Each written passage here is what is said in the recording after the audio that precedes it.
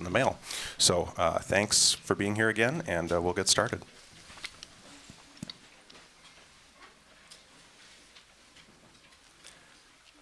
Good evening, everyone, and welcome to our event entitled Immigration, Populism, and the European Union, with our distinguished guests, Jane Freedman, Furedi, and Arthur Goldhammer.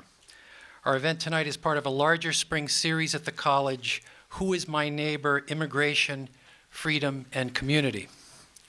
My name is Edmund Santeria.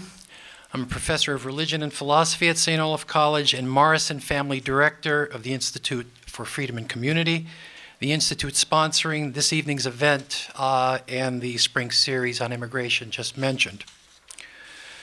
The purpose of St. Olaf's Institute for Freedom and Community is to explore diverse ideas about politics, markets, and society, and to foster constructive civil dialogue among those with differing values and contending points of view.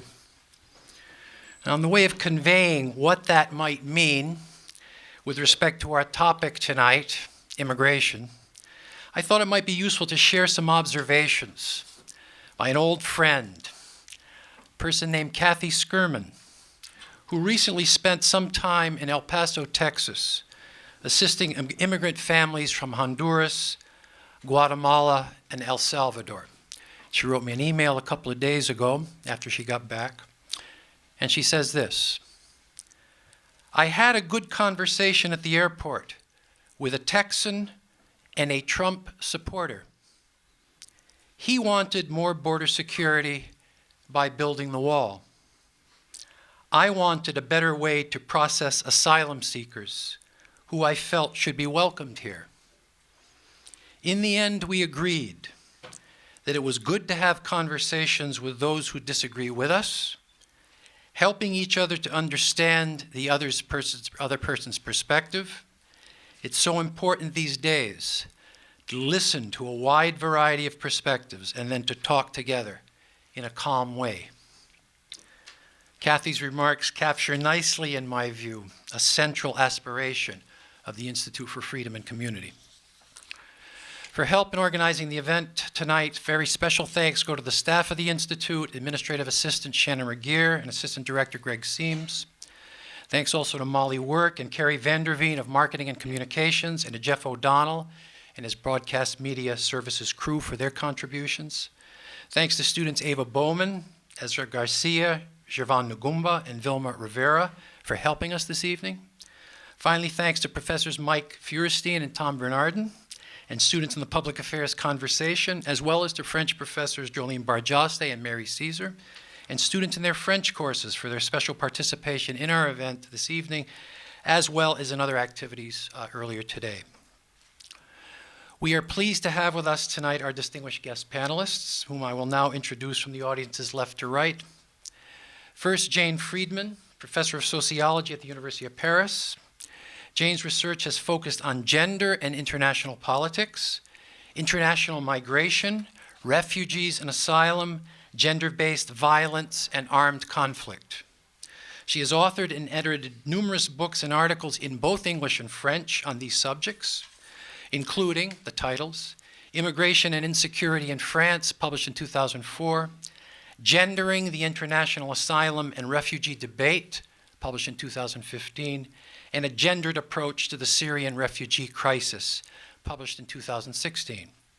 She's also served as an expert to UNESCO, the United Nations High Commissioner for Refugees, and the European Commission on issues of gender, peace and security, prevention of violence against women, women, asylum and migration, and women's political participation. Next, Frank Furedi, Professor Emeritus of Sociology at the University of Kent. He is a leading figure in the study of societal responses to risk and uncertainty, and he's the author of 21 books translated into 13 languages, including most recently entitled Populism and the European Culture Wars, The Conflict of Values Between Hungary and the EU, published in 2017. He's a regular commentator on radio and television programs around the world and has published numerous articles in prominent popular and scholarly journals, including the Times Literary Supplement, the Wall Street Journal, the Christian Science Monitor, The Guardian, and Harvard Business Review. Finally, we are pleased to have with us Arthur Goldhammer, who is currently Senior Affiliate at the Harvard University Center for European Studies, and at that center has been co-chair of the Contemporary Europe Study Group and chair of the Visiting Scholars Seminar. While he holds a PhD in mathematics from MIT, Arthur is a world-renowned translator of more than 125 books from French into English, including Tocqueville's Democracy in America and Thomas Piketty's Capital in the 21st Century. He writes regularly for his own blog on French politics. He's a frequent contributor to the American Prospect, The Nation, Democracy Journal, and Foreign Policy, and serves on the editorial boards of the Tocqueville Review and French Politics, Culture, and Society. This is an enormously accomplished group of panelists. Could you please join me in welcoming them?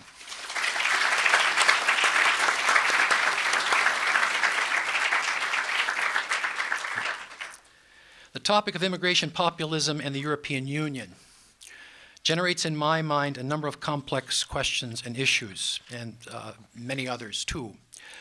But among them, how does one balance concerns for the sovereignties of individual European nation states with concerns for the authority and efficient administration of the European Union? How should the democratic rights of individual European nation states to determine their own policy on immigration be constrained by universal human rights of migrants to movement or to survival in the face of persecution or violence? How should we think about a nation's concern to preserve its own culture over and against celebrations of diversity and multiculturalism? What do we make of the charges that certain European national immigration policies or proposals are racist, sexist, or ethnocentric, either in intent or outcome, or the charge that the policies and practices of the European Union reflect the sensibilities of an arrogant, bureaucratic, managerial elite, dismissive of the concerns of the working class or ordinary citizens in particular nations? And how are all these questions relate to specific matters like Theresa May and Brexit, Angela Merkel and her problems in Germany, Emmanuel Macron and Marine Le Pen in France, Viktor Orban in Hungary, or Matteo Salvini in Italy? More generally, how should we begin thinking about this, from this side of the pond, bewildering array of subjects related to the general topic of immigration populism and the European Union? And so, Jane, would you like to begin our conversation? Yeah, thank you very much. Thank you for the invitation, and I'm delighted to be here. I'm going to talk about European immigration policy and what some people have called the European migration crisis or refugee crisis. I think my remarks will be trying to show how, in fact, Europe, the European Union, has failed in its management of migration to the European Union in the past few years, and that this crisis, it's not a crisis because there are too many migrants, but it's a crisis of European political institutions and of a failed reaction of European institutions and European governments to the fact that migrants and refugees were arriving in Europe. So, and I think you mentioned in your introduction the American, the southern border of the US with, and the issue that you have of building a border wall or not a border wall. Probably there are a lot of issues that are similar, but I'm going to try and contextualize these in the context of the European Union. So, you probably, I don't know, you probably read or heard about this so-called refugee crisis, which began around 2015, 2016, when significant numbers of refugees began arriving in Europe, at first through Greece, through Turkey and Greece, a lot of refugees from Syria, but also from Afghanistan, Eritrea, Iraq, a variety of countries. And people started talking about the fact, well, this is a crisis, there are millions of people. In 2016, there were about 1 million people who arrived in the European Union. We have to remember also that many more died on the way, and that's a significant fact that we overlook. The fact that it's a very dangerous, risky journey. A lot of people die on the way to Europe. But people started talking about it as a crisis. What's happening? How can we manage with all these millions of people, or this million people who are arriving? What can we do? And somehow it seemed as if this was something new for Europe. But actually, I think we need to look at it contextually in a historical context, because even 10, 20 years ago, Europe has been, is worried about migration, and there have been talks of crisis before. And why? Why are we talking about crisis? Why can't Europe manage these refugees? I think we really need to think about it in terms of the fact that 6 million people have fled Syria because of the conflict, to take the example of Syria, which is one of the countries. But most of those refugees actually stay in neighbouring countries. They're in Jordan or Turkey or Lebanon. So the numbers, if you think about the numbers that are coming to Europe or wanted to come to Europe, although 1 million people might sound like a lot, for the European Union, it's not a huge number of people. And in terms of the global refugee population, which is about 70 or 80 million people, mainly in poorer countries in the global south, that million people isn't that much, or isn't that many people. But so why was it perceived as a crisis for Europe? Because for a long time, European identity has been built on this idea of we need to create open borders, we need to create a European culture, a European identity. We need to be able to move freely within Europe. And if we need to do this, then we have to protect our external borders. So this was the idea of the Schengen Agreement, that Europe would open up its internal borders and European citizens could move around. But if we are going to do this, then we have to protect ourselves from the threat of migration. And migration has been seen as a threat. It's become more and more of a security issue. We've been blaming migrants for economic problems. There's a lot of discourse about the way that migrants will take European jobs, or the way more recently there's been an idea that migrants pose a threat for terrorism. So in Paris, when we had the attacks in the Bataclan, for example, which you probably all heard about, but there was a real rush to try and see, well, some of these people who attacked the Bataclan, they are refugees who've come from Syria, who've come through Greece to France.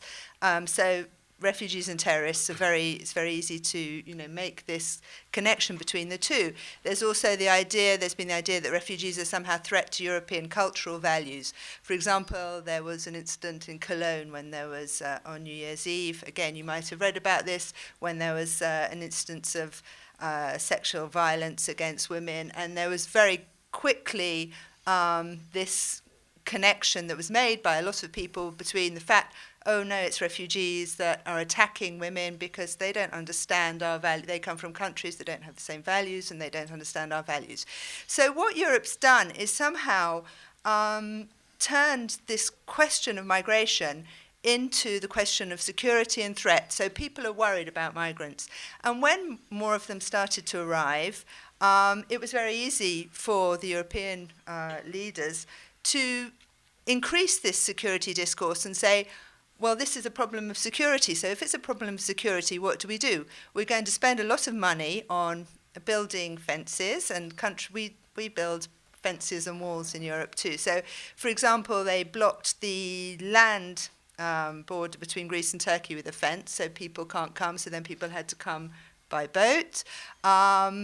They've spent a lot of money on the European Border Agency, which was called Frontex. It's not called Frontex anymore, it's called the European Border Agency, but you might have heard of it as Frontex, which over the past 10 or 20 years, Europe has spent billions of euros in having ships which try to stop people crossing the Mediterranean, in training and arming the border guards of all the neighbouring countries like Morocco or Libya.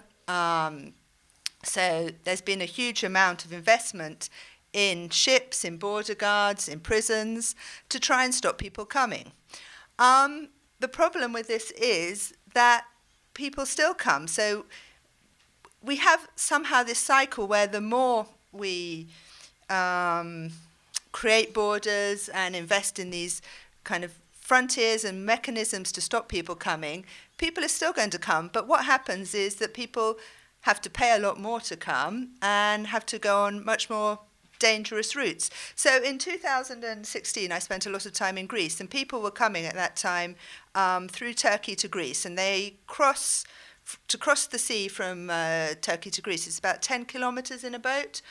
So it was dangerous, and some people were dying, and you've probably seen the images of all the people with their life vests and being rescued in the sea. But it was a lot safer than it is now to cross from Libya to Italy, which is the route that people have been, now that, well, the European Union made a deal with Turkey to stop people coming from Turkey to Greece. So that route has been closed. A lot of the borders in the Balkan countries have been closed. So that was a route that was difficult. I met people in Greece who had walked for weeks, who had paid a lot of money.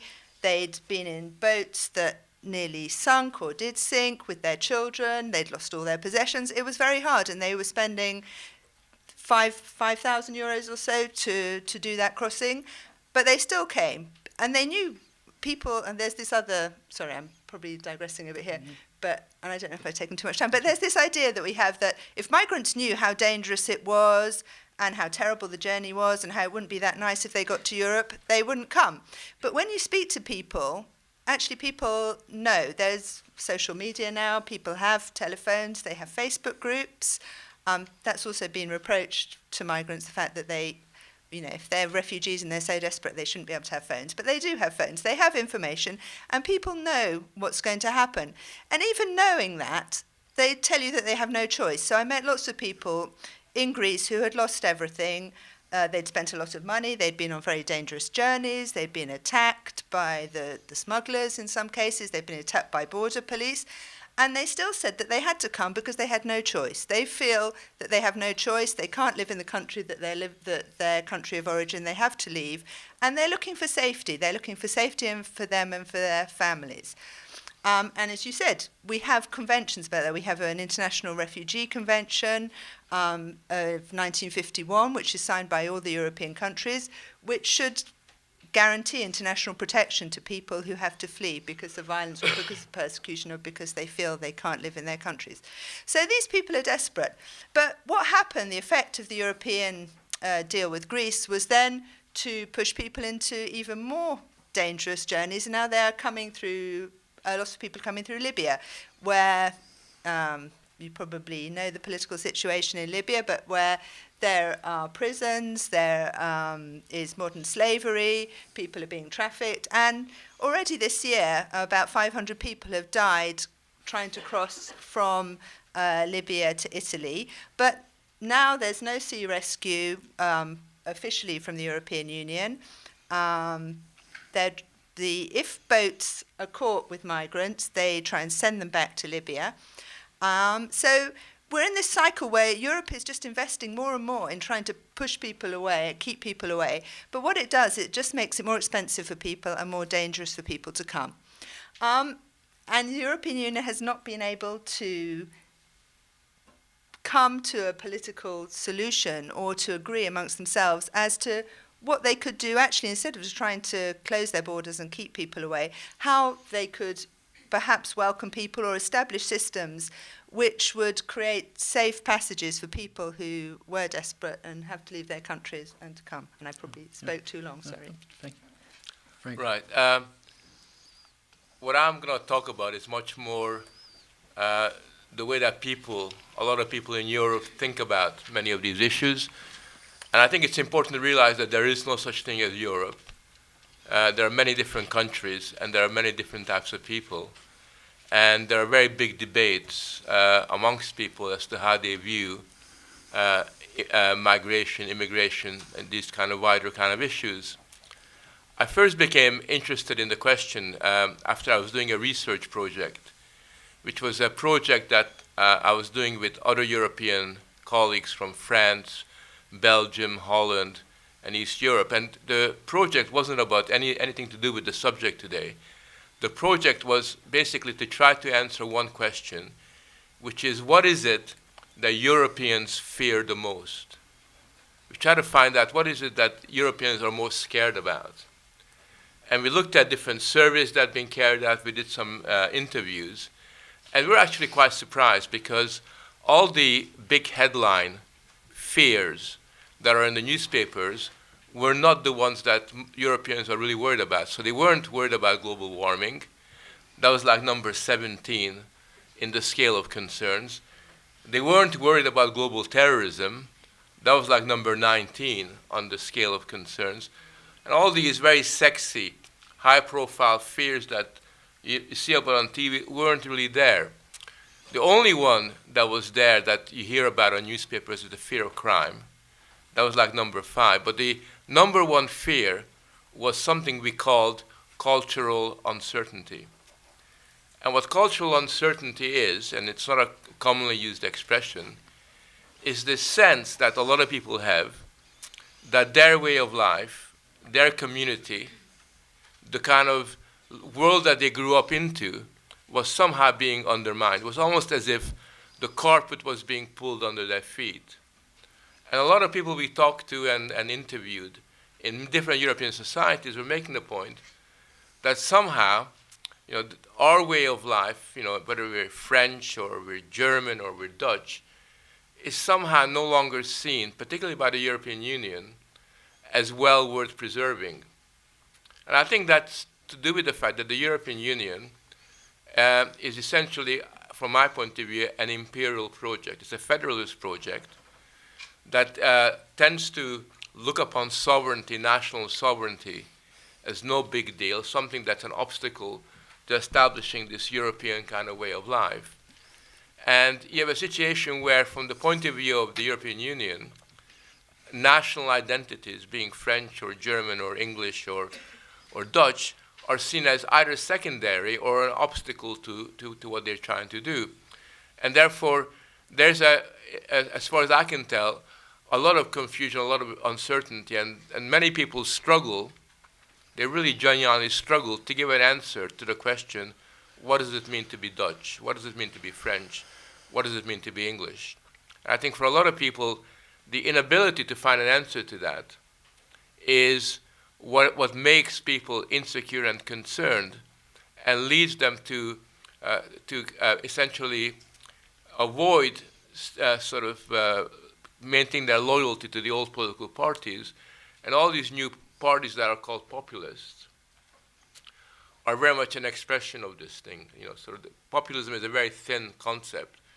It doesn't really mean very much, but in my book, what populism means in the European context, and it's all very, very different, are essentially 2 things. It's an aspiration for solidarity, for being, for finding a way that you're part of something, not just a number or an individual. And in particular, what populism is, and this is something I began to find in my initial research project, what they call populism, is a desperate attempt to find a voice. A desperate attempt to find a voice. And most people that I've talked to in different parts of Europe who vote for populist parties or who voted for Brexit in England, basically their reason for reacting that way is the expression they often use is we want to be part of the conversation. We would like to be part of the conversation. We want to be taken seriously. And from their points of view, the political elites, the political establishments, the people that run the media are speaking a different language. They live in a parallel universe, and many of them feel that they're being looked down upon. They are really being looked down upon. And that sense of not being taken seriously and that cultural insecurity are very powerful factors that are driving, they're the main dynamic in European politics. Now, how does this relate to immigration? Well, as a sociologist, whenever I think about borders or immigration or movements of people, I always go back to the first modern sociologist who dealt with this question. He's a very famous, arguably one of the fathers of sociology, called George Simmel, a German sociologist in the late 19th century. And he wrote a wonderful article, which I give to all my students. And the article is called Borders, a Door or a Bridge. Right? So just pause for 1 second. Think of a border, think of a boundary. Right? Now, you can look upon a border or a boundary as either a bridge to a new world. You come into a new society, into a new culture. It's either a bridge that allows you to make connections that you didn't make beforehand, or it's a door where you're kind of kept out. I mean, both of those elements are there. And every boundary in the world, even the boundary around your house, the very first human being that built a fence around their house or who put a door on their house had this double purpose. It was to keep people out and to let people in. I mean, those things are there. That kind of dialectic, that tension between the two are always really there. And therefore, when you think of immigration, when you think of borders, always think of this tension. That never goes away. It's a tension between two conflicting values, which are equally important in my book. One is the aspiration for freedom. The kind of things that Jane was talking about, this desire for free movement. I know myself because I was an immigrant. I had to flee my country and end up in a different country, in Canada in the end. You just want to, you want this desperate, you're desperate to kind of move somewhere else and to be free and to be yourself. So there's that aspiration for freedom, which is an important dimension in the movement of people. But then that's contradicted by the fact that there's also an aspiration for security. So that sometimes some people's freedom may well call into question the need for security that people have. It doesn't always have to happen, but that tension is always there, and we cannot afford to overlook one dimension of this. Because if we do, then we simply have a very one-sided way of understanding how this process kind of works. I think that in Europe, the main problem is not simply how the EU handles it, and I agree a lot with what's been said, the clumsy way in which the European Union has operated in relation to that. I think the real problem is actually not outside of Europe. The real problem is within Europe. And what I mean by the problem being within Europe is that European societies have lost the capacity to answer the question of who they are, what they're about, what constitutes their communities, what is the core sense of what is it that binds us together. And that's a very important question, because if you have different types of people coming into your society, for example, if you have Afghanis or Syrians coming into Germany, then they, like anybody else, want to know what is it that we have to be, what do we have to become. And if the German society is not very good at saying that if you come to Germany, this is what a German person is, these are our laws, these are the assumptions that we kind of live to, this is how we expect you to behave. If they basically say, we are not sure ourselves, then what you do end up with is a lot of what I see as being cultural insecurities.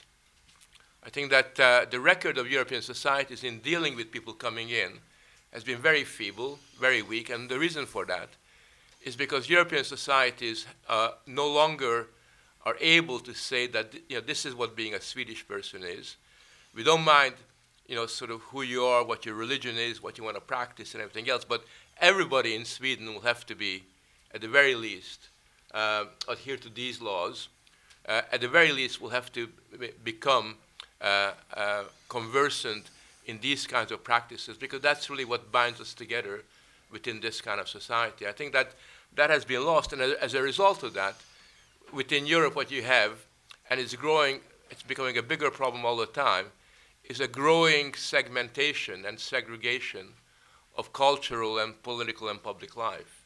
And I see that in England, where I live, but I think it's very much the case in Berlin, Germany, other places I've been to, where you have neighborhoods where people speak different languages, where they just talk to themselves, and other neighborhoods where they speak other languages and they just talk to themselves. And what you basically have is not a community, but communities that are not able to engage with each other in a creative, dynamic sense. To me, the last important point that comes out of this, I think that to me is the crunch. The issue is not whether, because I think that immigration will happen. There's no way of stopping it. I don't think it's entirely a refugee problem. I think the distinction between being a refugee and choosing to migrate is a very kind of nuanced one. I do think that people and there's nothing really wrong with choosing to move. I mean, that's not something you need to apologize for, but I don't think that we need to call everybody who wants to move around the world to be a refugee. I think most people have other reasons, or at least many of them have other reasons for doing it. I think the key question to me is when you arrive in a society like Germany or France or in England, what is your status? Right?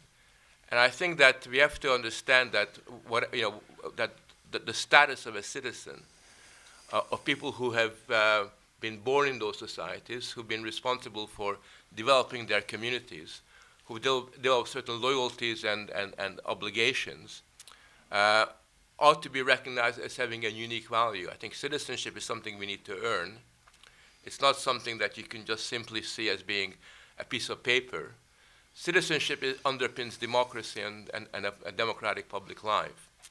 And I think that a lot of people in Europe feel that being a citizen of a society, which as the political theorist Hannah Arendt argued is the foundation on which real equality is built, is losing its meaning. And I think this is the crunch issue for me, that until citizenship is rebuilt on a proper foundation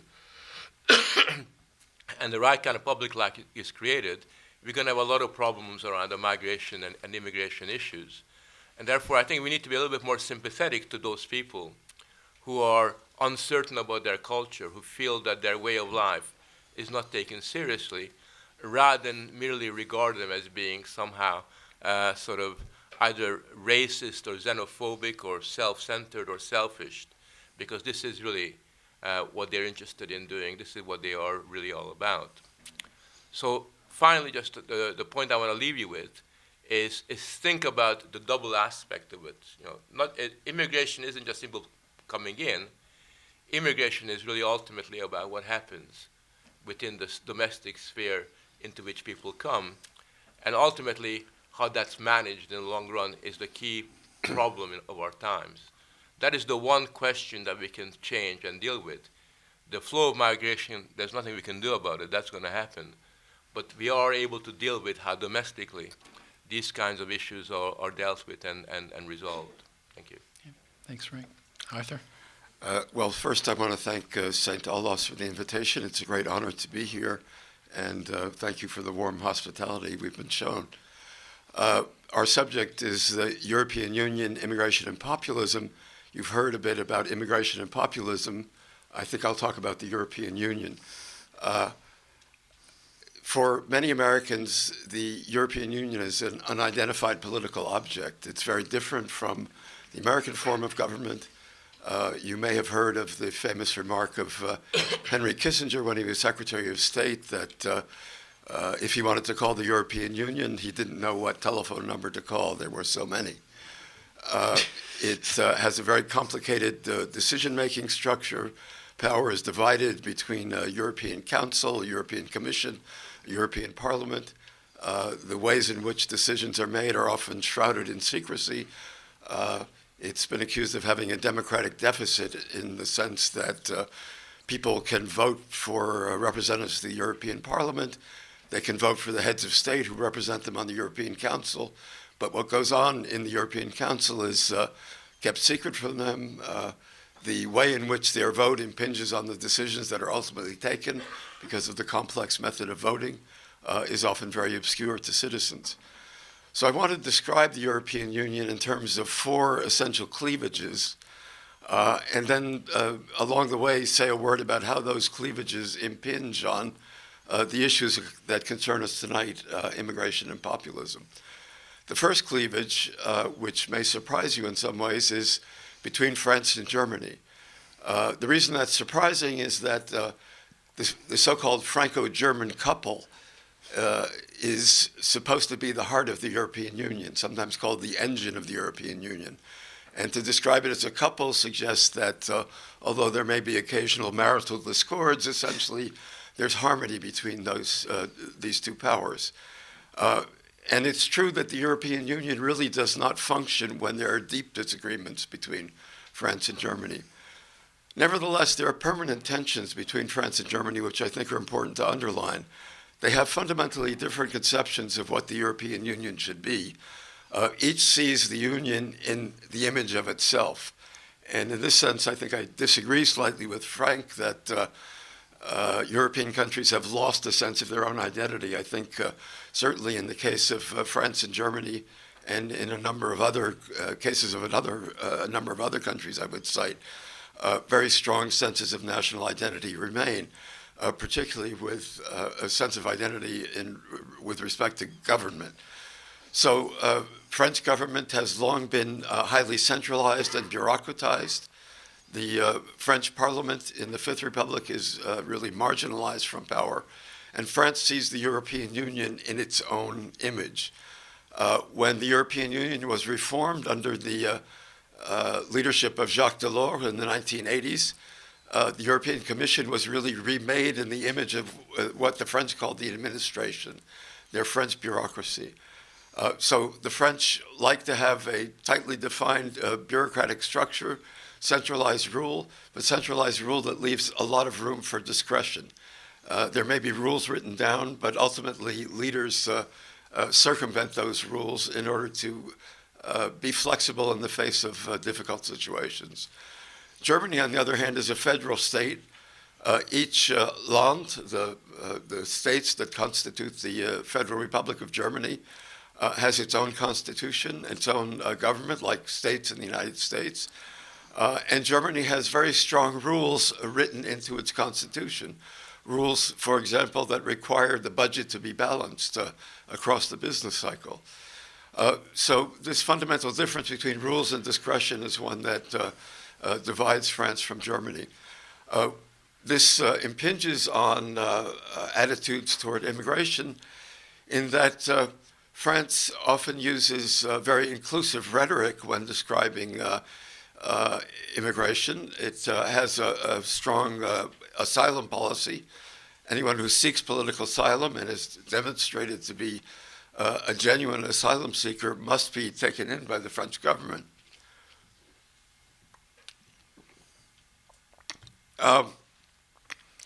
Nevertheless, France often honors this commitment to universalism in the breach.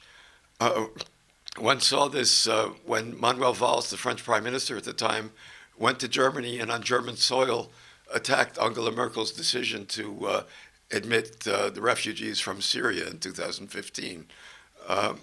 It was an impolite thing to do and an insult to the German government. One saw it again in the case of the Aquarius, when there was a ship wandering at sea in the Mediterranean. The Italians, under Matteo Salvini, who was an outspoken anti-immigrant politician, refused to allow this ship to land, even though under international law, international maritime law, the closest port is required to admit a ship that's in distress. Salvini turned the ship away. The next closest port was in France, and yet Emmanuel Macron, despite his ostensible commitment to welcoming refugees, realized that this would be a political problem for him and turned the ship away from the port of Marseille. It had to go to Spain. Okay, so let me move on quickly, because I'm using up too much time, to the next important cleavage between the North and the South in Europe. The North and the South is divided in the first place along economic lines. Most of the countries in Northern Europe are in trade surplus. Most of the countries in Southern Europe are in trade deficit. They have to borrow capital from the North. This is a problem particularly for that subset of European countries that are members of the Eurozone. So coping with the economic differences that exist within this common currency area divides the North from the South. There's also another important division along North-South lines, which has to do with the immigration question. And that is because under the Treaty of Dublin, the country of first arrival in Europe is responsible for ascertaining the status of immigrants. If they're claiming refugee status, It's the country in which they first arrived, the so-called frontline states that have responsibility under the Treaty of Dublin. This puts an extraordinary burden on countries like Greece and Italy, which are immigration destinations, as you've heard.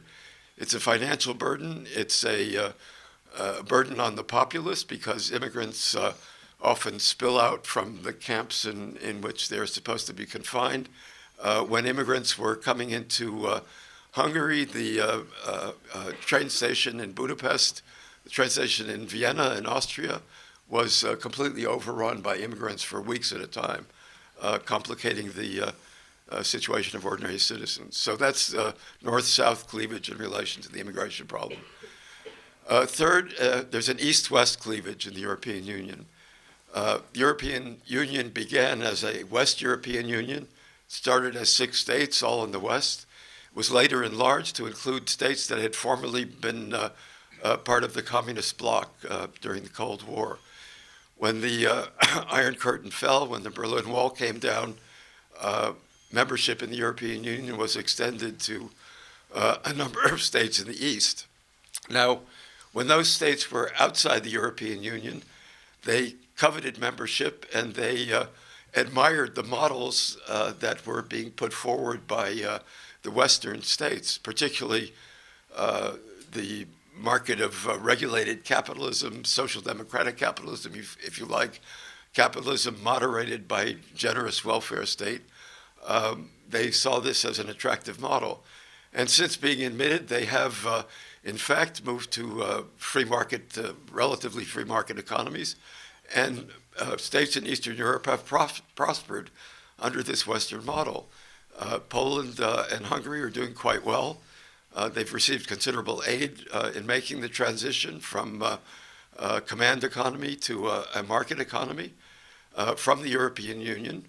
But at the same time, they've begun to reject the Western model in respects other than economic. What do I mean by that? Well, Western mores have evolved in a liberal direction in many societies. Gay marriage is now legal in France, for example. Multiculturalism has been thriving in Western Europe, not without problems, but thriving. There are large immigrant populations.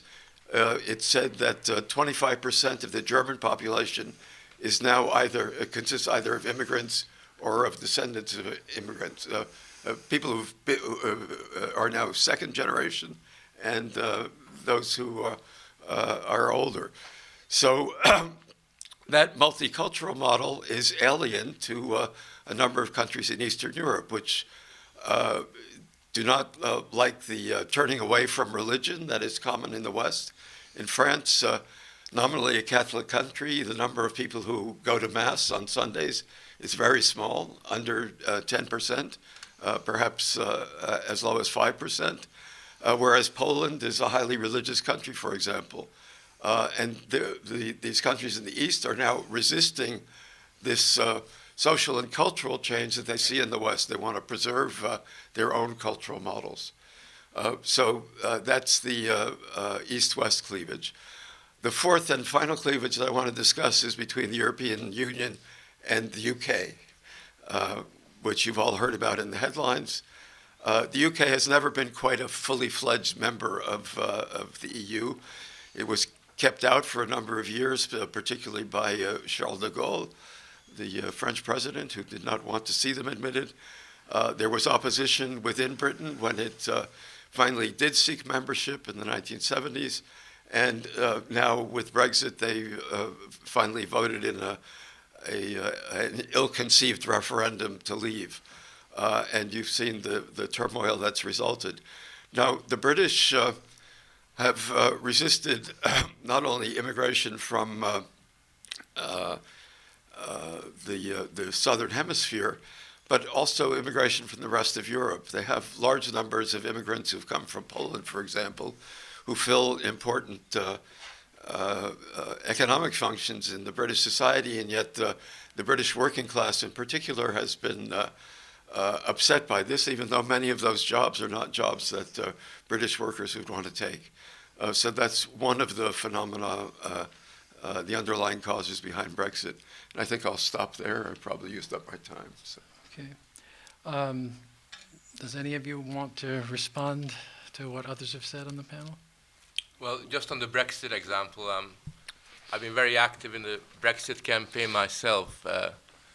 I'm a big believer in Brexit and leaving the European Union, principally because I believe in democracy and I believe that people should elect their own members of parliament rather than have their laws being made by people who are not accountable to them.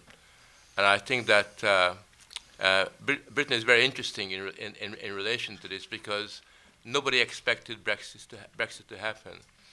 And the whole media and the newspaper were totally shocked when this occurred. And I think that the reason why nobody expected Brexit to occur was for a very simple reason that people in the media and in the political establishment and their supporters essentially talk only to people like themselves. I think that's the central trend. They only talk to people like themselves. They don't talk to what I call ordinary folk who have got a very different set of passions and imaginations. And I think what Brexit brings, and it doesn't matter which side you're on the Brexit debate, because whether you remain or like me want to leave, I think what you have in British society is a classical example that exists in a lot of other places, where you have two parallel worlds with two different cultural values, where these attitudes are getting stronger and stronger and stronger, and where there's a manifest lack of capacity for dialogue. I think that's one of the things I find with the Brexit debate. There's a lot to learn from Americans. The Brexit debate was an excellent example of a debate where both sides of the debate avoided substantive, intellectually driven political discussions, and they both relied on using the politics of fear. In the case of the Remain camp, the fear of the economy collapsing and the fear of Britain disintegrating. In the case of the Brexit camp, the fear of immigrants and the fear of terrorism, those kinds of fears being brought in. So both sides were equally guilty of avoiding what I call a democratic discussion and democratic debate. And I think when you look at the discussion of immigration, the way it's kind of dealt with, this is the context within which these discussions occur. And I think that there's a lot to be learned from these kinds of, when we begin to think, do we want to create societies where nobody debates and talks to each other, where people only talk to people like themselves? Because if we do, then that's really the end of a democratic political public sphere.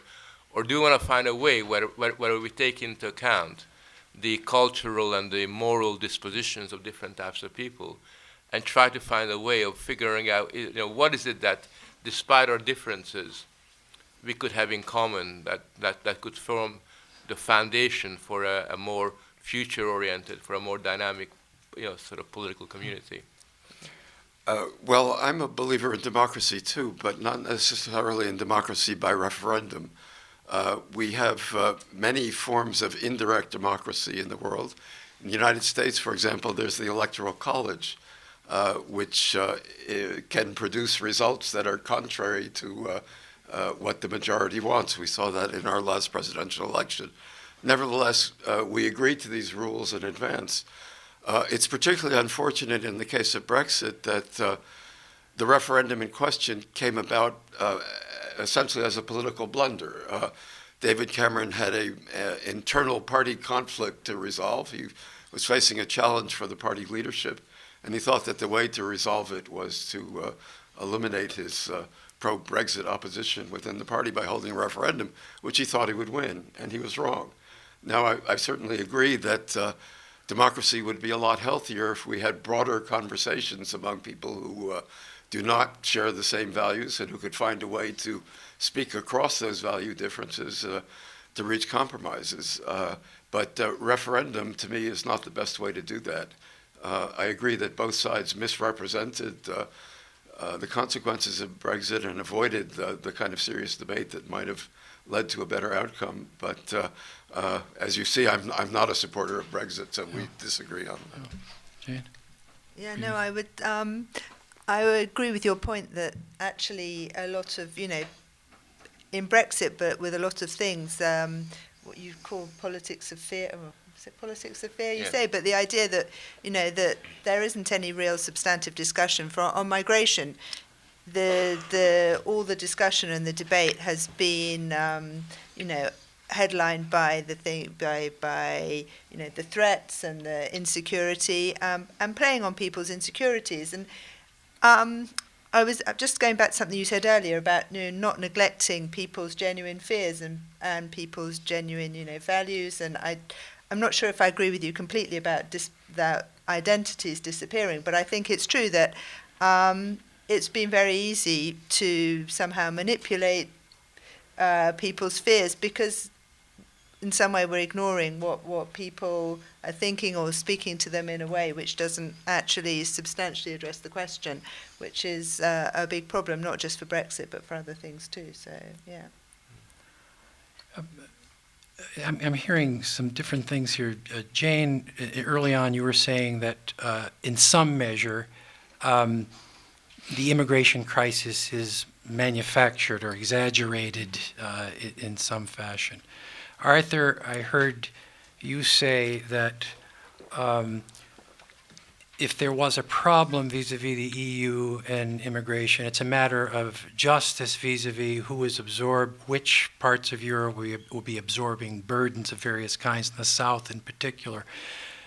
So it's a justice problem within the EU, is what I'm hearing you say. Or a political problem. I'm sorry?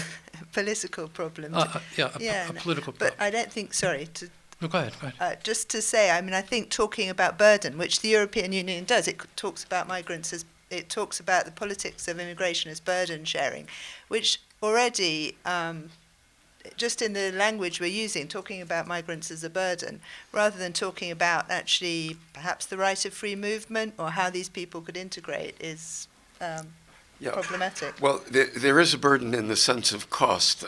One has to create language classes, for example. Yeah.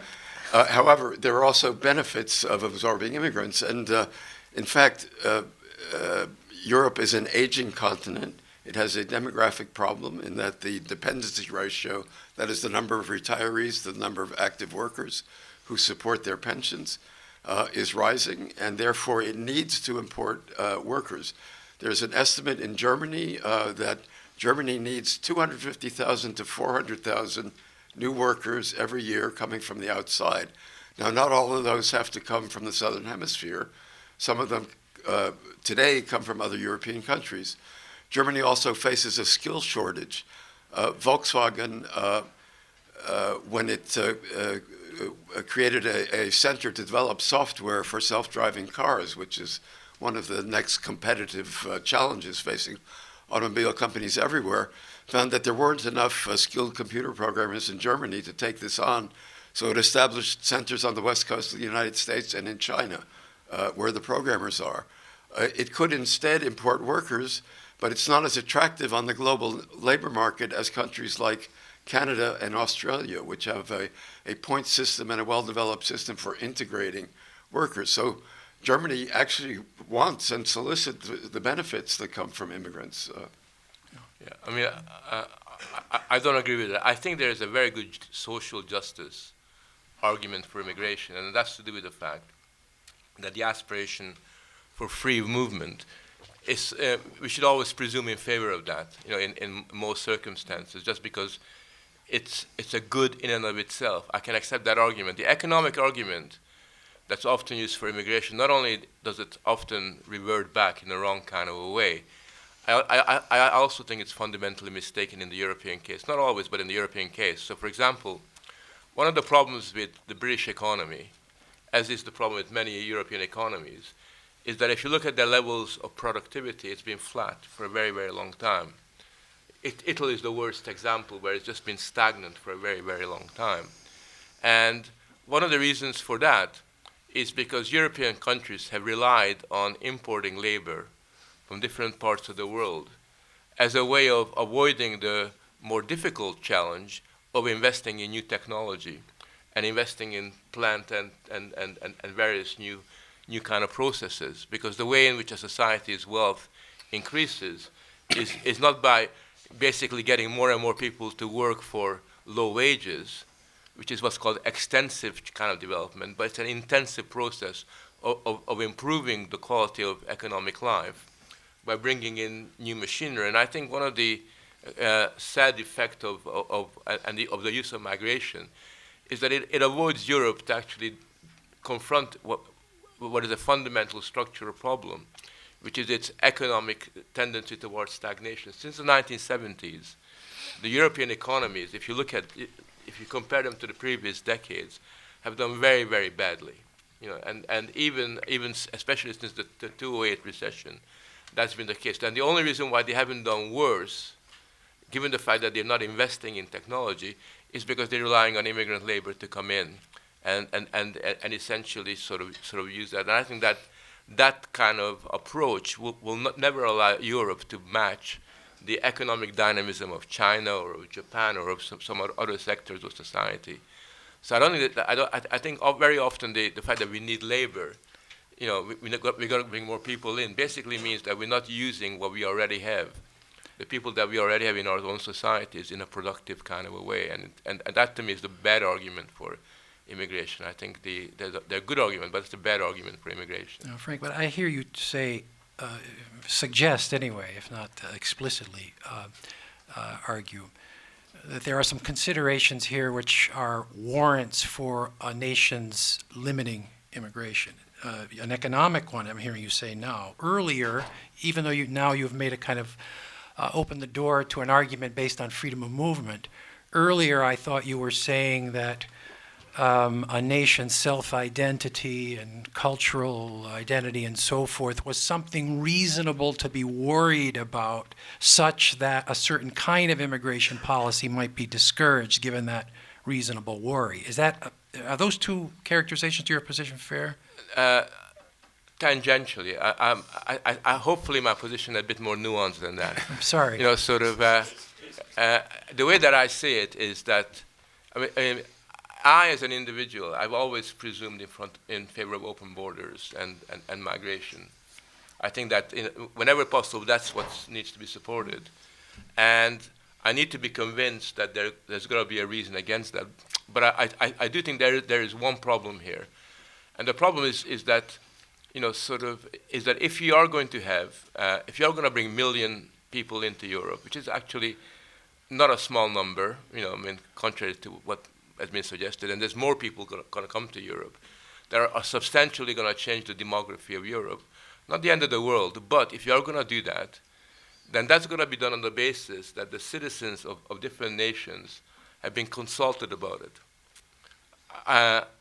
I think it's important, if people come into Britain or France, that British people and French people have taken part in a process of democratic discussion and debate, that they've been convinced by the arguments, for example, that Jane has put forward, that on balance this is a positive thing, that there is something, that from a human sort of standpoint, we should be open to new people, and even welcoming to people coming into our society, rather than what has happened in Europe, where people wake up one morning and they realize that in their little town, like I live in Faversham, a really, really small town, which now has got 25% immigrants coming in from East Europe, which I'm really pleased about, because I'm East European myself, and for the first time there's decent food in Faversham, which is a really good thing. But if you're not like me and not Eastern European, and you realize that without having been consulted, your community has changed, then I think you're asking for trouble. So my concern is really that if you are going to deal with people's identity issues, you do need to have a robust discussion and debate where we discuss immigration as something that is part of our life and ask what people's opinions are on it and consult them rather than just simply do what the European Union has done. Merkel is the best example where all of a sudden she tears up the Dublin Agreement and says, okay, you guys can come in here and, and changing the rule for everybody. Because that's a really top-down way of managing these kinds of things. And immigrants are people, ordinary human beings, dealing with other people, ordinary human beings, and they got to be somehow matched and brought into a relationship to each other rather than shoved down people's throats from above. Jane, I sense that you might want to react to Well, I don't know about shoving people's... No, I think what's really interesting is, talking about anti-migrant sentiment is that there's evidence or there's research that where people, we have these idea about migrants and local, populations, and they are all very diverse. And where people actually have the chance, migrants, refugees, local populations actually have the chance to interact closely, then anti-immigrant sentiment can be, much less. So it's a way of managing, and I don't think, perhaps we disagree on the nuance but I think fundamentally I would share your position that when I share the position on freedom of movement as a human right, I share the position on, upholding international conventions and human rights treaties on international protection, on protecting freedom of movement.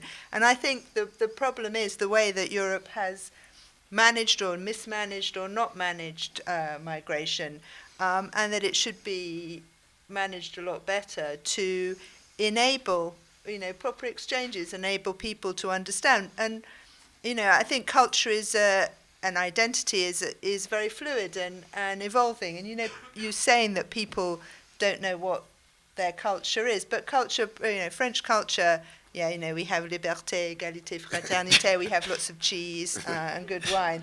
But, migrants can eat cheese and drink wine too. So, but it's evolving, and I think that there are lots of things that in Paris now, just to give an example, young people, I'm feeling very old, but like students, they have lots of slang, which actually comes from the Arab immigrants who speak in a certain way. It's a backward slang.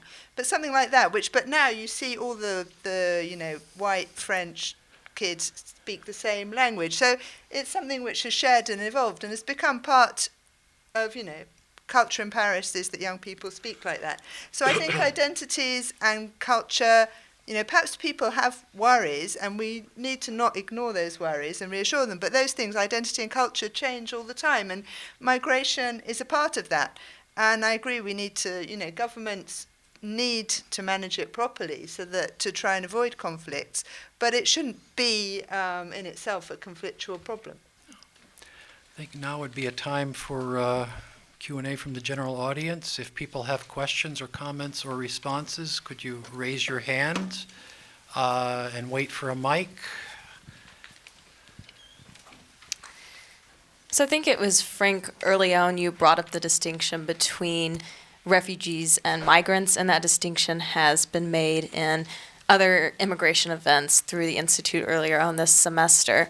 And in those events, I believe that distinction was made to say that in America, we primarily focus our immigration discussions around migrants, since those crossing the southern border don't qualify for refugee status. But it seems that the three of you were saying that a lot of the discussions in Europe about immigration are focused on refugees. Is that true? And if so, how did the differences in discussions about migrants and refugees affect the immigration discussion overall in Europe versus America? I think that the categorization of migrants and refugees I find very problematic, because refugees have a special status, because if you're an asylum seeker and if you can prove through, it's a very lengthy process. It's the same in Europe as in the US.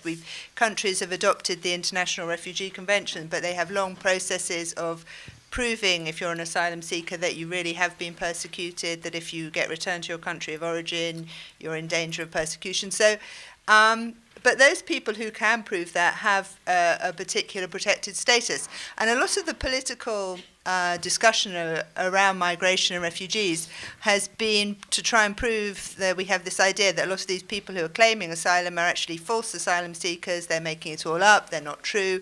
If you go to the courts where they're deciding and you talk to the judges, then in lots of cases they're very suspicious. But then, you have to think of this, the definition of a refugee in the Refugee Convention is actually quite vague. People have to have a well-founded fear of persecution on one of 5 grounds. But, you can say, what is a well-founded fear of persecution? People who, we might say people who are fleeing Syria, that's a conflict zone, but there are people who are coming from Eritrea because they're worried about being what's the word sorry, I'm using my words in English. They're worried about being enrolled into the army. So is that a well-founded fear of persecution? If your family is starving and you have nothing to eat, is that a real reason for moving? I think it is. I mean, but that might not enter into the Refugee Convention. And then there's lots of, people that start out migrating because, they don't have they don't have an income, they don't have enough to eat, they need to make more money. On the way, they might well be attacked, so they'll be victims of violence and they'll be victims of persecution. So I think the boundaries, we try and make these very clear distinctions and say, okay, yes, you're a real refugee because you have a real story of, somebody, you can prove that somebody has tortured you, so you really are a refugee and you deserve our support. Whereas you're just lying and pretending to be a refugee and you don't deserve our support. So there's been a lot of discussion about, who's a real refugee, who really deserves our support, who's not. And I think the categorizations and the boundaries are actually much more blurred than that, and it's very hard to make that distinction, although politically people are trying to do Arthur it. wanted to get in, so go ahead. Just one brief comment. The migrant-refugee distinction is very alive in Europe. Germany, in 2015, accepted about 90% of those who claimed to be from Syria. At the same time, there was a large influx from Afghanistan, and most of those were sent back. Close to 90% were sent back on the grounds of not being genuine refugees. I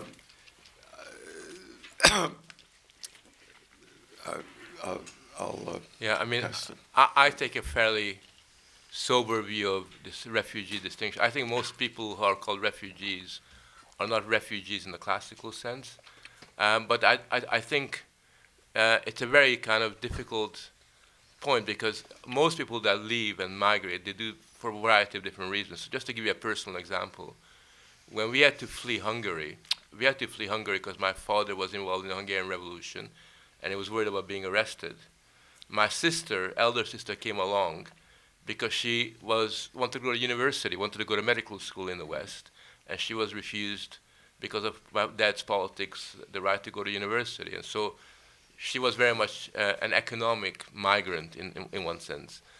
Some members of my families regarded the West as a land of opportunity.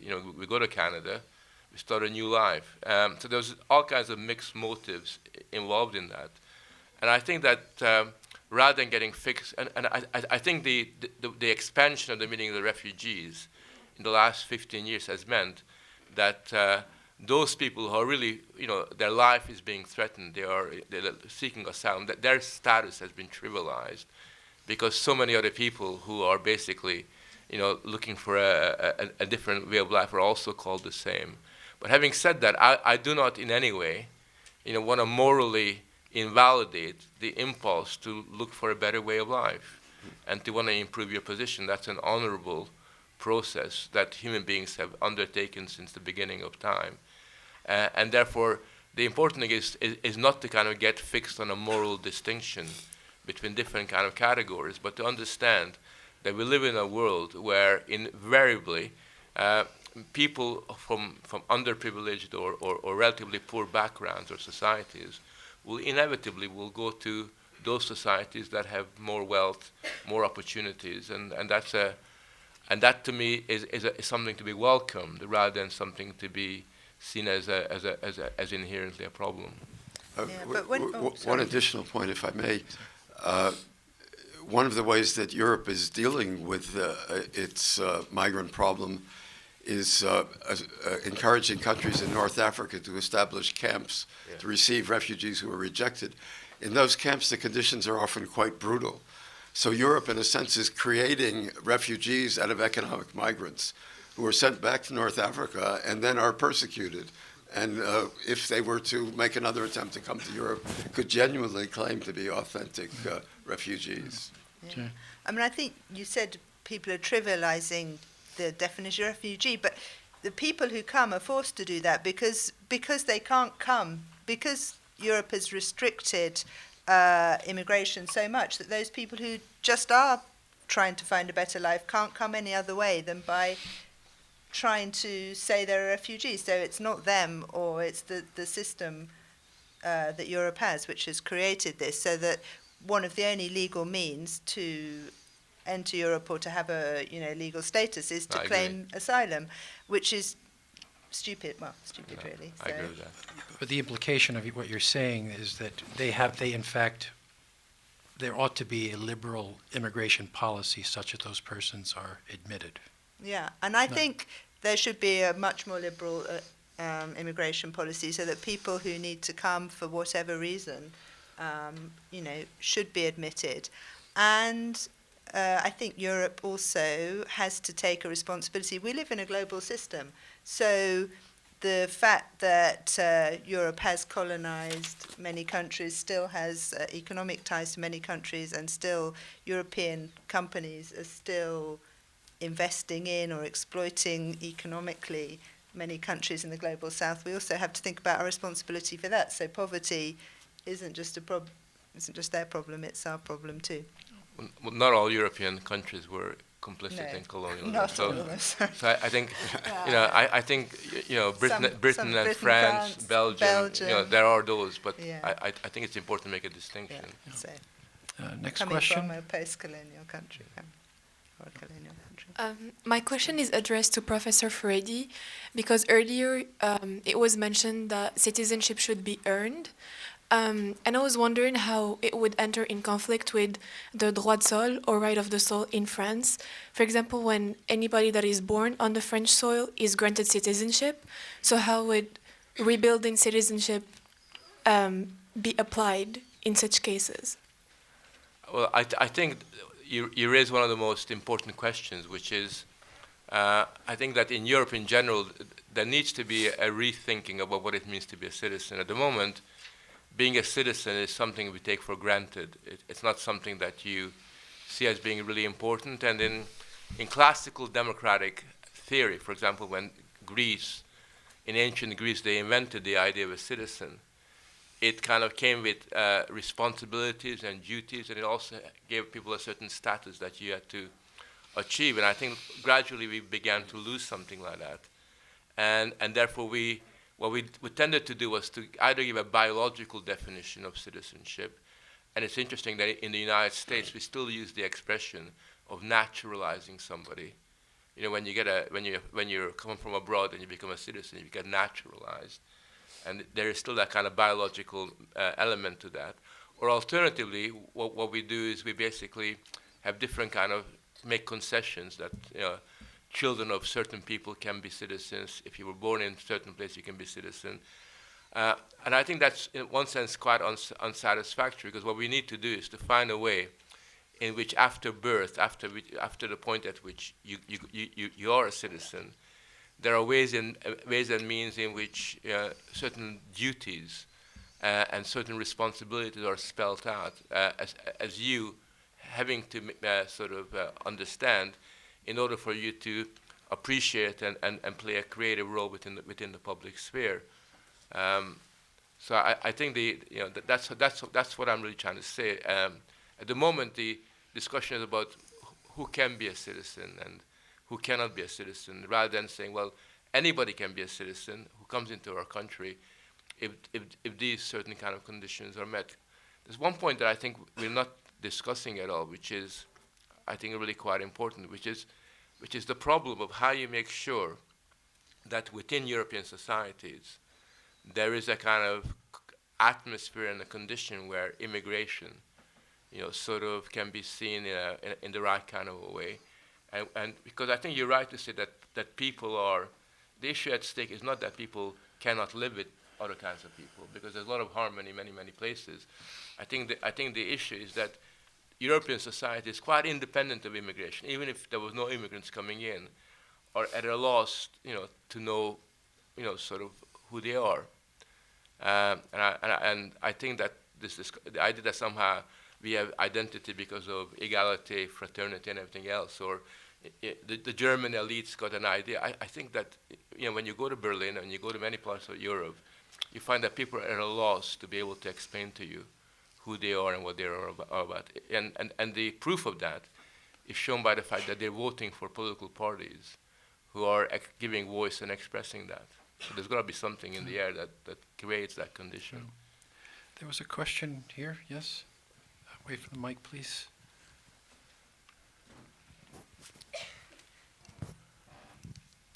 Thank you very much. My question is for you, Mr. Furedi. Furedi. Yes. I guess your stance on free movement is definitely a privileged one. Would you agree with that? Because obviously, race has a huge implication on how people move around certain cultures. What would you say is the issue with that? Because clearly, people of Anglo descent are given easier rights to move around the world. So would you say that's a huge influence in immigration, race and identity? I think race and identity, I'm talking about the European context. Race and identity used to be much more significant in the 60s and the 70s and in the 80s. And I think there was a lot of racial aspect to the immigration laws that existed within European societies. I think latterly that's become a little bit diluted, mainly because people's concerns, government's concerns in particular, have shifted to the management and regulation of East Europeans who have taken up jobs and have come into Western Europe. And then it re-emerged again with the most recent phase with the Middle East events and all those developments, where I don't think it's a race aspect that kind of is seen as a security issue, but the Islamic aspect of it has kicked in. So it's more a kind of concern about what the impact of that would be. I think that in my lifetime, last 15 years, the racial thing has become much, especially amongst the younger generations, has become much more muted and much more restrained than it used to be. But nevertheless, you just don't know whether it's still kicking away and ticking away under the surface. Do the other panelists want to address the issue of race with respect to the immigration question in Europe? Well, I think the racial aspect relates to the migrant-refugee distinction. A lot of the refugees who are coming from sub-Saharan Africa are seen, rightly or wrongly, as fleeing poverty, economic disadvantage, rather than oppression at home. And therefore, they do not qualify under the existing laws, which are friendlier to refugees than to economic migrants. Now, whether a component of racial discrimination or animosity is underlying that distinction, I don't know how to analyze that. But I think the ostensible reason that would be given, particularly in France, for rejecting so many migrants from sub-Saharan Africa is, first of all, that they're fleeing poverty and not oppression, and second, that they don't have the job, the qualifications that would make it easy for them to find employment in France, as opposed to refugees from North Africa who are, in the case of Syrians, are better educated and in many cases speak French. Of course, a lot of the sub-Saharan Africans also speak French. So, yeah, they certainly do. They do. I disagree that race. I think I disagree that race has disappeared or become less important. I think being white, you still have much more freedom of movement than people, other races. I think Islamophobia is a huge problem in Europe as well, and the way that that's been debated again, that there haven't been, there's all these ideas about Muslims, generalizations about Muslims as other, as different, as having completely different values, or they're terrorists, or they treat women badly, and there hasn't been any really serious discussion about that, or not enough serious discussion about the ongoing racism, Islamophobia, and things that exist in European society, and which is tied to migration. And I think, when you say that people don't know what their identity is, but that void has been filled by people who are saying, European identity is Judeo-Christian, or it's white, or it's, that's still a big problem. Other questions?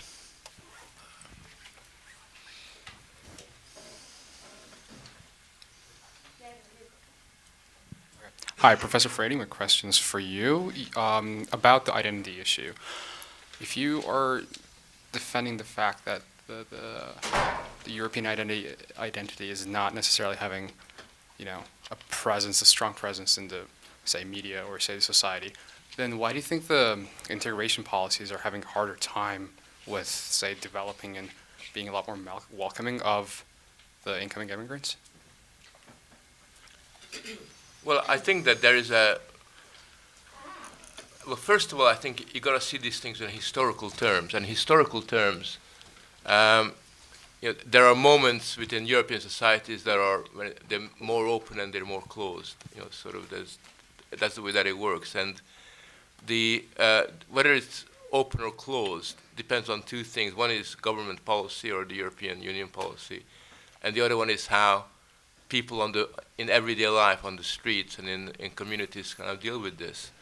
And I think that sort of what I'm really trying to get at is that if that independent of migration, independent of immigration, I think there's a problem in Europe, particularly Western Europe, where there's a kind of detachment of a significant section of society from what is seen as the old mainstream.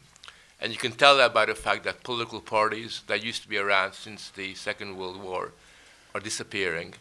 And one reason why they're disappearing is because they can no longer engage and relate with their old electorate. You got a situation where the old electorates that used to vote for in particular kinds of ways have also, to a considerable extent, unraveled, and where they become very individualized. And in particular, what you've got is a situation where sort of people feel that that their way of life has somehow altered, and they no longer understand where they fit into the society that they live in. Now, these are mainly people that live in the provinces. In France, there's a massive difference between the provinces and Paris. In England, there's a massive difference between London and the north of England. And I think when you look at most places in Europe, there are these kind of very important regional and class differences. So what used to be the old working classes, in particular, feel quite disenfranchised. And feel very much marginalized. And the problem that they have exists independently of immigration. Now, when immigration is then put into the mix, then it creates, it can create, sort of certain potential problems. But I don't think it's as unwelcoming as people make out to be. I know, for example, in the case of Brexit, which I know a lot about in England, people that voted for Brexit were often accused of being xenophobic and racist. And the reason why they voted to leave Europe was because they were somehow little Englanders, nostalgic people living in the past. That's not my experience, because the people that I talked to weren't like that. I know, where I live in Kent, high rates of intermarriage, a lot of kids of two different races, sort of, it's a kind of ongoing, fluid kind of process that's going on. There's no problem with that, but people nevertheless wanted to leave Europe for other reasons, cultural reasons. And I think that's what I'm really kind of getting at. And that thing exists independent of immigration.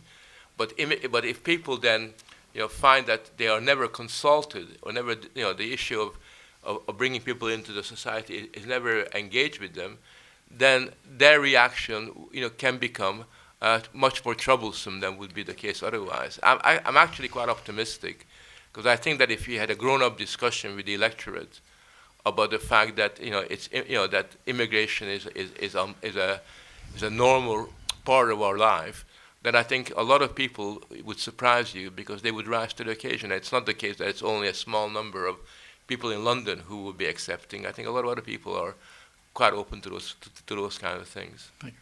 There's a question there. Hi.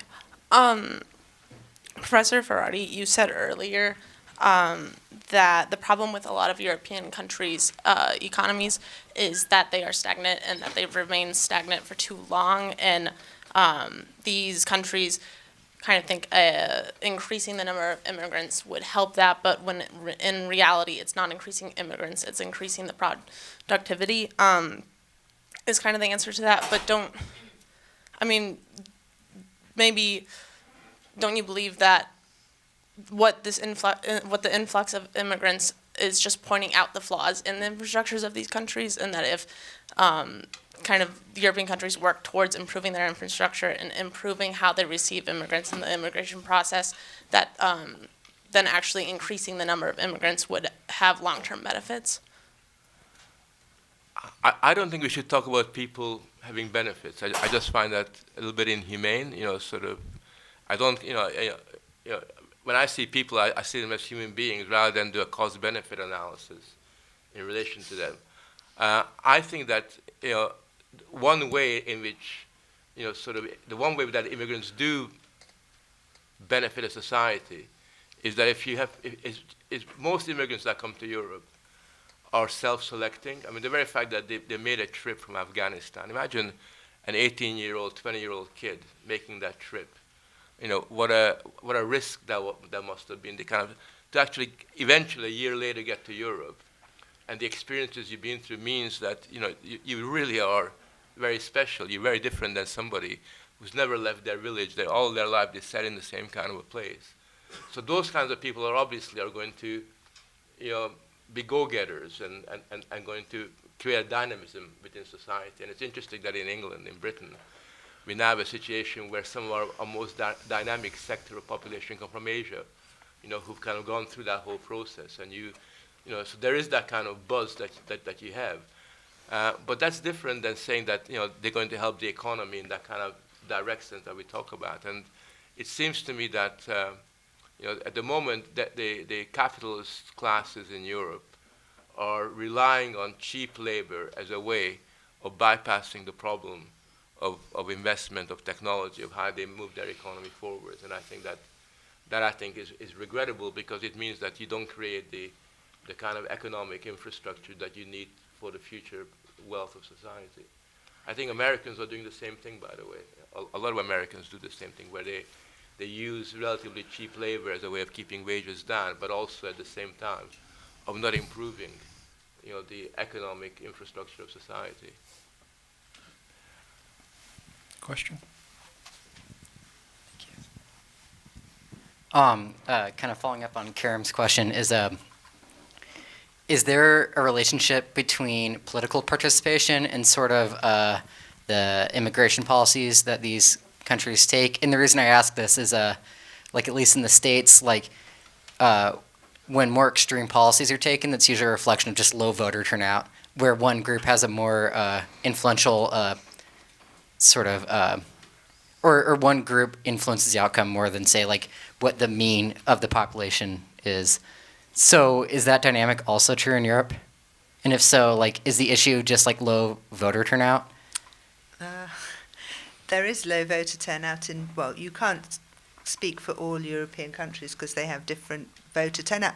I think the problem, which perhaps you said earlier, is also just a general disenchantment with traditional political parties, which leaves room for extreme right parties to fill the void. So people get fed up with, they feel that they're not represented, or they're unhappy with government, they're unhappy with the traditional political parties.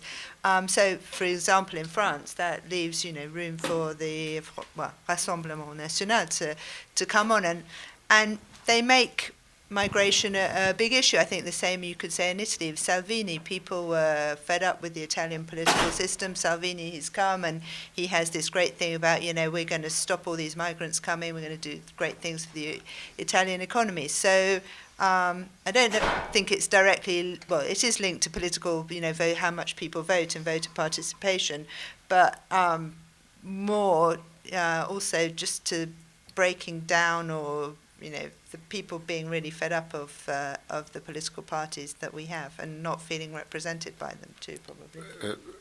Right, but this really goes far beyond the question of immigration. It's really a disenchantment with elites that has set in since the financial crisis of 2008, which came a little later to Europe. But Europeans were by and large satisfied with their welfare states until that point. And then suddenly the elites that had been solving problems successfully up until then were seen as having failed. And that sudden failure resulted in what Frank has called a detachment from the traditional political parties, which you see everywhere, not only in Europe, but even in the United States. I mean, you can look at the election of Donald Trump as a reaction against the traditional Republican Party. He offered a different kind of solution and really turned on the elites and offered a very anti-elitist, explicitly anti-elitist message. In one of his speeches, he said, "Why are they the elite?" referring to people like his opponent, Hillary Clinton. So there's a general sense that elites have failed, don't have the solution. I think that's true, but it's a very difficult moment for the global economy, and simply turning against the elites is not providing a solution either. It's very interesting if you look at France that the current president, Emmanuel Macron, was elected by a large majority in 2017, but he too can be viewed as a kind of populist, a populist of the center. He destroyed, turned against the traditional political parties of the center-right and center-left, which were seen as having converged toward the center and no longer offering different solutions, the left favoring the working class and the right favoring the capitalist class. Both had begun to enact similar policies, and policies that they attacked when they were out of power, they would then enact when they were in power. So this was perceived by a part of the electorate as discrediting the traditional parties and encouraging a turn toward something new, something really unspecified. And Macron ran on a platform that was quite vague in a lot of respects. And now he too is, it was ironic that he could run as an anti-elitist candidate because in a sense he was a pure product of all the institutions that produced the French elite, the top schools, the very selective universities from which most of the top leaders of France come. Now he too is reaping the reward of having run as an anti-establishment, anti-system candidate and finding himself on the receiving end of this criticism that's coming from that segment of the population which no longer believes that the parties have the answer. I don't think he was he said he was ever anti-system though, because he never brought into question the political system of the French Republic. No, so. but in his book, Révolution, he explicitly says, I'm an anti-system candidate. Yeah, but he could say, but he was never, I mean, everyone knew that he was, he'd worked for government. I think it's also perhaps, when you say anti-elite, but a lot of the people who are leading these so-called anti-establishment or anti-elite parties are also part of that. The whole Le Pen family is part of the French aristocracy, so... And Laurent Wauquiez, who now presents himself as a populist, comes from the same schools as Macron. Yeah, but there is something in the air. I mean, I think it's wrong to say that apathy is what creates this. The vote for Brexit was the largest vote in British electoral history. In May, we're going to have the European elections, and I think you'll find very, very high voter turnout for European elections. And see a lot of these parties elected. And I know I'm in a minority of one, but I do take the view that the unraveling of the old parties is really good. I think they have let the people down. They have no intellectual or ideological resources to draw on that can help society in a positive, future-oriented way. I think Europe desperately needs new parties and new ideas. It's going to be very messy for a while, because the new parties that have emerged are often one-sided. They are reacting to things. But I take a lot of comfort, for example, from the Gilets jaunes in France, the yellow vests, who, when you talk to them, are searching for ideas. They're often caricatured and they're made out in the media to be anti-Semitic and xenophobic. But when you actually talk to them, they're normal human beings. They haven't got any problems with Jewish people or anything else like that. But just angry. And at the moment their anger gets expressed in a very kind of inchoate, confused kind of a way.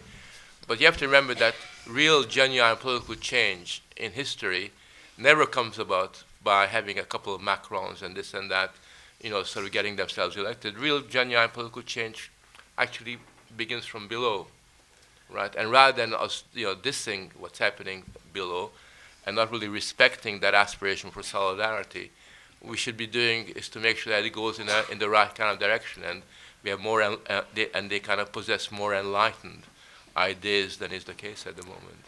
So populism is a good thing. And populism used to be a respectable left-wing point of view in the old days. Now, for some reason, it's now been caricatured and it's been turned into this quasi-fascist, alt-right kind of phenomenon. And in the course of that, the meaning of populism has been denuded of any kind of meaning altogether.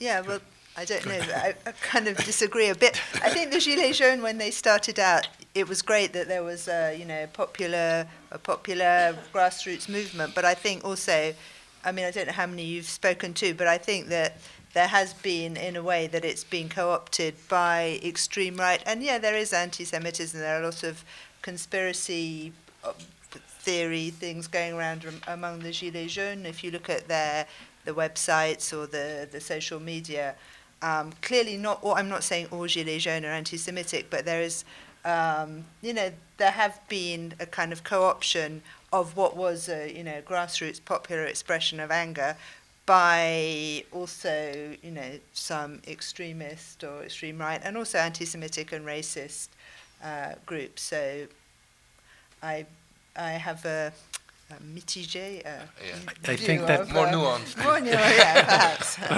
perhaps. Last remark. Yes, I have mixed feelings about populism. It's a word I try to avoid myself because it is often used exclusively pejoratively without much thought about what it really means. But I think there is a legitimate reaction against populism when populists declare those who seem to share their own beliefs to be the authentic people and reject others as alien to the true people. And that those others can be foreigners, they can be so-called elite, they can be representatives of the old political parties. It seems to me that it can be a term of rejection as well as a demand for new voices to be heard. Insofar as we want new voices to enter the discussion, I'm all for it. But I think you have to be a little careful about idealizing the people simply because they are the people and have been excluded. It doesn't mean that all that emanates from them is healthy. So there the issue is joined. Thank you.